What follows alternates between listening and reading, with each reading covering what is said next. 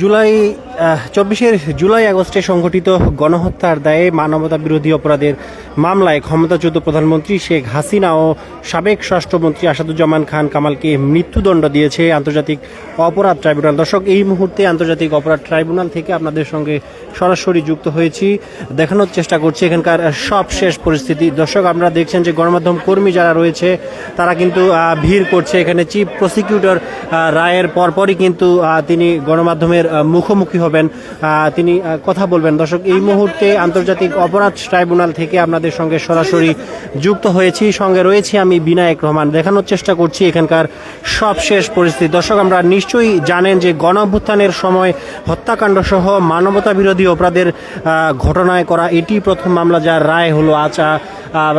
দর্শক, দেখানোর চেষ্টা করছি এখানকার সব শেষ পরিস্থিতি। যেমনটি আমরা দেখছেন যে দুপুর 12:40 দিকে 6 অধ্যায়ে 453 পৃষ্ঠা রায়ের প্রথম অংশ পড়া শুরু করেন বিচারিক প্যানেলের সদস্য বিচারপতি মোহাম্মদ মহিতুল হক এনাম চৌধুরী। ট্রাইব্যুনাল 1-এর চেয়ারম্যান বিচারপতি মোহাম্মদ গোলাম মুর্তজা মজুমদারের নেতৃত্বাধীন 3 সদস্যের বিচারিক প্যানেলের অপর সদস্য হলেন বিচারক মোহাম্মদ শফিউল আলম মাহমুদ। দর্শক, এই মুহূর্তে দেখানোর চেষ্টা করছি এখানকার চিফ প্রসিকিউটর, তিনি কিন্তু গণমাধ্যমের মুখোমুখি হয়েছেন, তিনি কথা বলবেন, সেই দৃশ্য আপনাদের সরাসরি দেখানোর চেষ্টা করছি।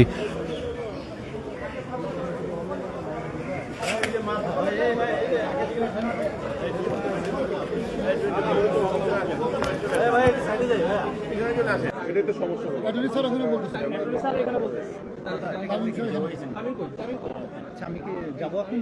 আপনি বলেন।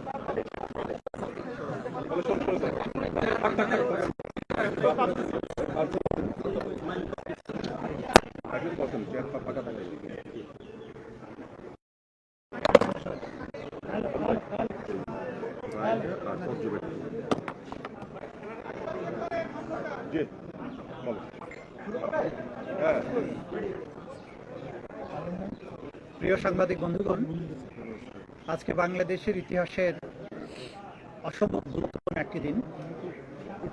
দীর্ঘ বিচারিক পরিক্রমা শেষে আন্তর্জাতিক অপরাধ ট্রাইব্যুনাল আজকে একটি উল্লেখযোগ্য মামলার, গুরুত্বপূর্ণ মামলার রায় ঘোষণা করেছেন। এই মামলাটি ছিল সাবেক প্রধানমন্ত্রী শেখ হাসিনা, সাবেক স্বরাষ্ট্রমন্ত্রী আসাদুজ্জামান খান কামাল এবং সাবেক পুলিশ প্রধান চৌধুরী আব্দুল্লাহ আল মামুনের বিরুদ্ধে 2024 সালে জুলাই অভ্যুত্থানের সময় সংঘটিত বাংলাদেশে যে মানবতা বিরোধী অপরাধ, সেটার দায়ে তাদের বিরুদ্ধে এই মামলাটি দায়ের করা হয়েছিল। তাদের বিরুদ্ধে এই মামলার বিচার কার্য চলাকালীন সময়ে মোট 5টি অভিযোগ গঠন করা হয়েছিল। আজকে চূড়ান্ত রায় 2টি চার্জে রূপান্তর করেছেন এবং প্রত্যেক চার্জের মধ্যে 3টি করে কাউন্ট দিয়ে 6টি কাউন্ট তৈরি করে আলাদাভাবে আজকে বিচারের রায় ঘোষণা করেছেন। প্রথম চার্জে আসামি শেখ হাসিনাকে দোষী সাব্যস্ত করে আমৃত্যু কারাদণ্ড দেওয়া হয়েছে। দ্বিতীয় চার্জে আসামি শেখ হাসিনাকে দোষী সাব্যস্ত করে মানবতা বিরোধী অপরাধের দায়ে 2024 সালের জুলাই অভ্যুত্থান চলাকালে বাংলাদেশে ছাত্র জনতাকে লিথাল ওয়েপন, হেলিকপ্টার, ড্রোন ব্যবহারের মাধ্যমে নিষ্ঠুরতম পন্থায় 1400-র মতো ছাত্র জনতাকে হত্যা এবং 25,000-এর বেশি ছাত্র জনতাকে আহত করার দায়ে, মোর স্পেসিফিক্যালি আশুলিয়াতে 6 জনকে হত্যা করে পুড়িয়ে দেয়া, চানখারপুলে 6 জনকে হত্যা করার মাধ্যমে যে অপরাধ করেছেন সেটার দায়ে তাকে দোষী সাব্যস্ত করে মৃত্যুদণ্ড প্রদান করেছেন। অপর আসামি আসাদুজ্জামান খান কামালকে 2টো কাউন্টেই দোষী সাব্যস্ত করে তাকে মৃত্যুদণ্ড প্রদান করেছেন। আসামি চৌধুরী আব্দুল্লাহ আল মামুন সাহেবকে সবগুলো কাউন্টেই দোষী সাব্যস্ত করা হলেও তিনি যেহেতু রাজসাক্ষী হিসাবে আদালতে মামলার ভেতরের সবচাইতে গুরুত্বপূর্ণ ইভেন্টগুলো সাক্ষী হিসাবে আদালতের সামনে তুলে ধরেছেন, আদালতকে সত্য উদ্ঘাটনে সাহায্য করেছেন, সেই জন্য তাকে, তার ব্যাপারে আদালত লিনিয়েন্ট ভিউ নিয়ে তাকে 5 বছরের কারাদণ্ড দিয়েছেন, যদিও তাকে সকল কাউন্টেই দোষী সাব্যস্ত করা হয়েছে। আমরা আজকে প্রসিকিউশনের পক্ষ থেকে আমাদের অনুভূতি হচ্ছে অবিমিশ্র। আমরা কারো মৃত্যুদণ্ডে আনন্দিত যেমন নই, তেমনিভাবে এই বাংলাদেশে যেভাবে রাষ্ট্রের শাসক হয়ে দেশের নাগরিক, বিশেষ করে তরুণ ছাত্র জনতার রক্তে পা ভিজিয়েছিলেন, তার বিচারের মাধ্যমে তাকে যে দণ্ড দেয়া হয়েছে, আমরা বিশ্বাস করি এই দণ্ড প্রদানের মাধ্যমে ইতিহাসের একটি অধ্যায়ের মীমাংসা হয়েছে এবং এই জাতির ন্যায় বিচারের প্রতি যে তৃষ্ণা, ন্যায় বিচারের জন্য, জাস্টিসের জন্য জাতির যে কোয়েস্ট, সেটি আজকে সম্পন্ন হয়েছে।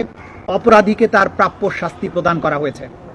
আমরা আশা করব সরকার এবং রাষ্ট্র আদালতের এই রায়কে যথাযথ আইনি প্রক্রিয়া এবং অন্যান্য যত প্রক্রিয়া আছে কূটনৈতিকভাবে, সেই প্রক্রিয়া অবলম্বন করে যারা আসামি পলাতক আছেন, দেশের বাইরে আছেন, তাদেরকে বাংলাদেশের মাটিতে নিয়ে এসে আইনের মাধ্যমে তাদের এই শাস্তি কার্যকর করবেন।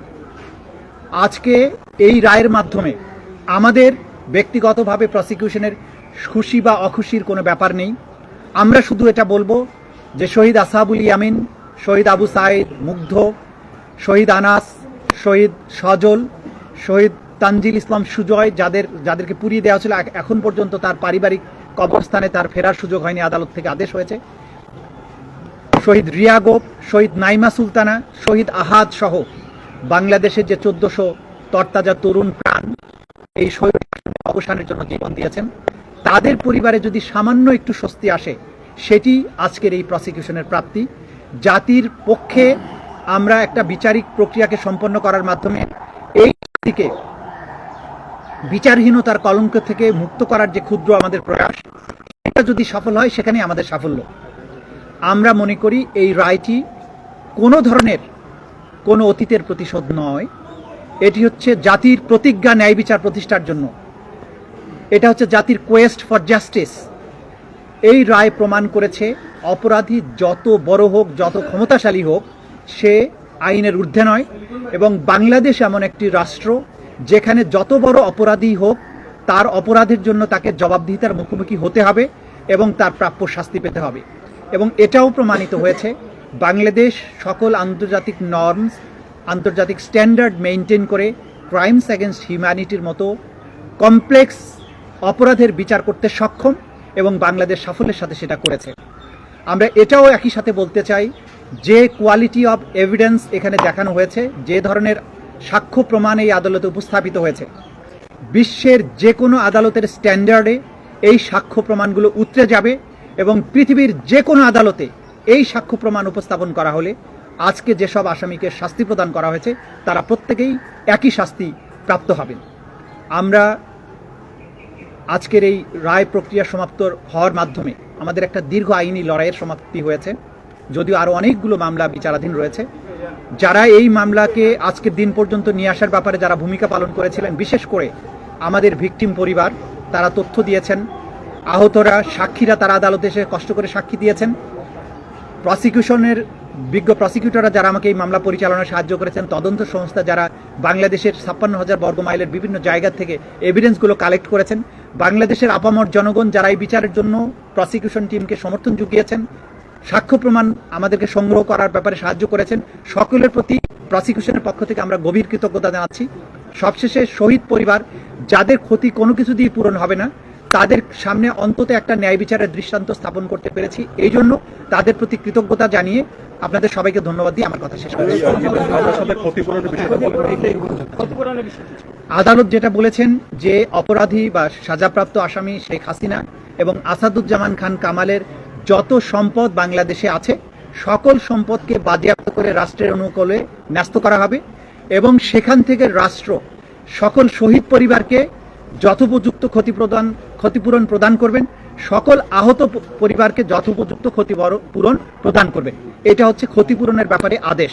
আর একটা অবজারভেশন তারা দিয়েছেন যে আওয়ামী লীগ এবং 14 দলীয় জোট, যুবলীগ, তাদের ব্যাপারে তারা যে একটা আলহামদুলিল্লাহ, খুনি হাসিনার, শেখ হাসিনার ফাঁসি রায় কার্যকর হয়েছে। এটা সরাসরি আন্তর্জাতিক অপরাধ ট্রাইব্যুনাল এর সামনে থেকে, আদালতের সামনে থেকে ভিডিও প্রকাশ করা। আপনারা ভিডিওটা দেখেন তাহলে বুঝতে পারবেন যে খুনি হাসিনা 17 বছর যাবৎ উলামা একরাম সহ মুসলমানের উপরে যেই পরিমাণ জুলুম আর অত্যাচার করছে, আল্লামা সাইদি সহ হক্কানি উলামা একরামকে যেভাবে ফাঁসি দিয়েছে, আল্লাহ তাআলা ওই ফাঁসির রশি শেখ হাসিনার জন্যই আবার আল্লাহ তাআলা বরাদ্দ করে রাখছেন। এটাই দুনিয়া, এটাই আল্লাহ তাআলার রীতি নীতি, আল্লাহ তাআলার নিজাম।